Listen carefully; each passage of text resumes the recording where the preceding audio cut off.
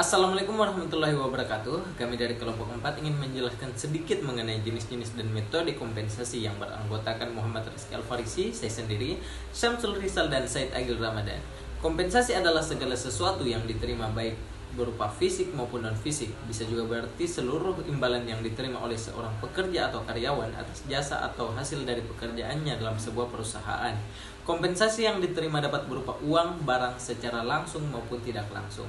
Kompensasi biasanya diberikan oleh atasan kepada karyawannya sebagai tanda bahwa karyawan tersebut telah bekerja dengan keras. Tentu saja hal tersebut bisa menjadi motivasi yang baik untuk para karyawan agar mau bekerja lebih keras lagi untuk kemajuan perusahaan. Dengan demikian, para karyawan akan semakin semangat dan tentu saja ini akan menjadi citra baik bagi perusahaan. Pemberian kompensasi juga menandakan bahwa perusahaan bersikap adil terhadap karyawannya. Pekerja yang rajin bisa mendapat kompensasi dan hal tersebut diberikan tidak hanya sekali dua kali, bisa jadi dalam 1 bulan atau dalam 1 minggu. Selanjutnya materi akan dijelaskan oleh Samsul Rizal. Assalamualaikum warahmatullahi wabarakatuh. Berikut adalah jenis-jenis kompensasi. Kompensasi langsung, yaitu adalah segala macam imbalan yang berwujud seperti gaji, macam-macam tunjangan, THR, insentif, komisi, bonus pembayaran prestasi, pembagian laba perusahaan, dan opsi saham. Dan kemudian yang kedua, yaitu kompensasi tidak langsung. Jenis yang satu ini juga berwujud uang yang diberikan perusahaan, namun tidak secara langsung kepada para karyawan, melainkan melalui pihak ketiga. Kemudian ada yang terakhir, yaitu kompensasi non-finansial, yaitu jenis ini tidak ada kaitannya dengan uang, melainkan kompensasi yang dapat bernilai positif dan berharga untuk karyawan. Terima kasih. Assalamualaikum warahmatullahi wabarakatuh. Saya Said Agil Ramdhani ingin melanjutkan materi dari Saudara Rizky Al-Farisi. Kompensasi merupakan salah satu fungsi yang penting dalam manajemen sumber daya manusia, karena kompensasi merupakan salah satu aspek yang paling sensitif di dalam hubungan kerja. Kasus yang terjadi dalam hubungan kerja mengandung masalah kompensasi dan berbagai kompensasi. Dalam praktiknya masih banyak perusahaan yang belum memahami secara benar sistem kompensasi. Sistem kompensasi membantu dalam memberi penguatan terhadap nilai-nilai kunci organisasi serta memfasilitasi pencapaian tujuan organisasi. Fungsi pemberian kompensasi adalah sebagai berikut. A. Pengalokasian sumber daya manusia secara efisien.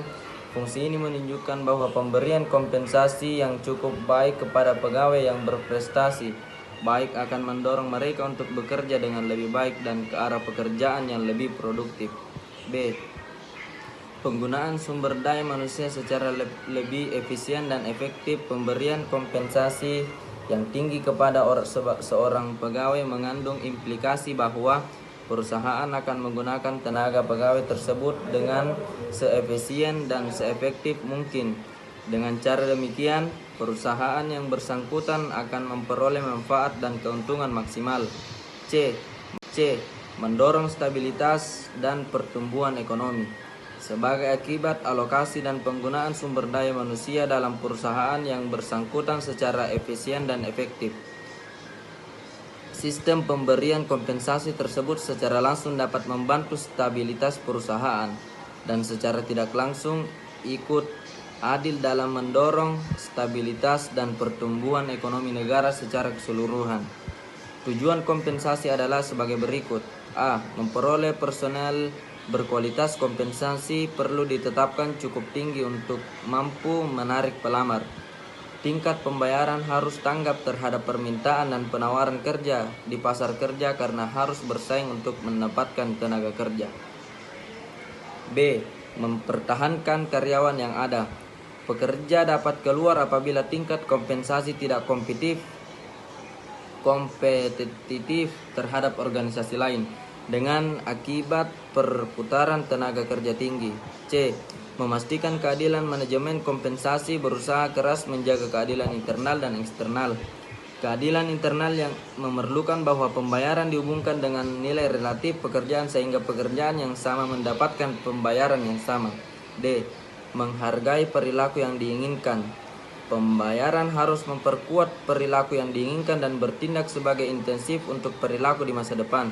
rencana kompensasi yang efektif, menghargai kinerja, loyalitas, keahlian, dan bertanggung jawab. Mengawasi biaya. Sistem kompensasi yang rasional membantu organisasi memelihara dan mempertaruhkan pekerja pada biaya yang wajar. Tanpa manajemen kompensasi yang efektif, pekerja dapat dibayar terlalu tinggi atau terlalu rendah. Mematuhi peraturan.